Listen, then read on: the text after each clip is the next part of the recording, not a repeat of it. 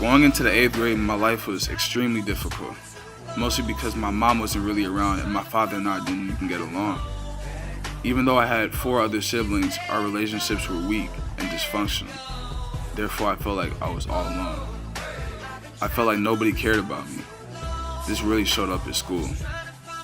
I refused to do any of my work, not because I didn't care, but because I didn't care enough, because I didn't have any motivation. I was also getting into a lot of trouble. So much trouble that the entire office knew me on a first name basis. My assistant principal would always tell me that my actions would catch up with me, but I would never listen to him. From there, I took my behavior to the next level.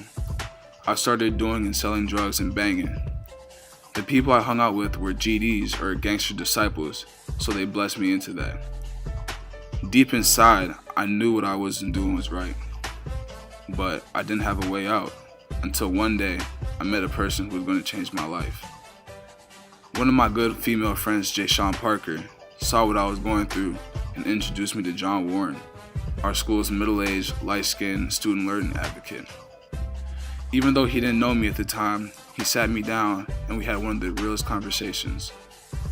The way he presented himself to me made me feel as if I could open up to him, so I told him everything. He dissected my situation and presented it to me with different options that we could take to change the path I was going down.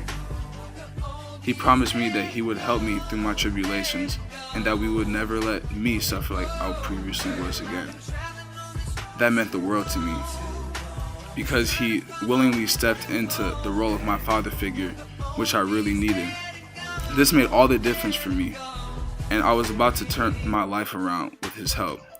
To this day, I'm still in touch with Mr. Warren, and I'm blessed to say that he was a part of my journey.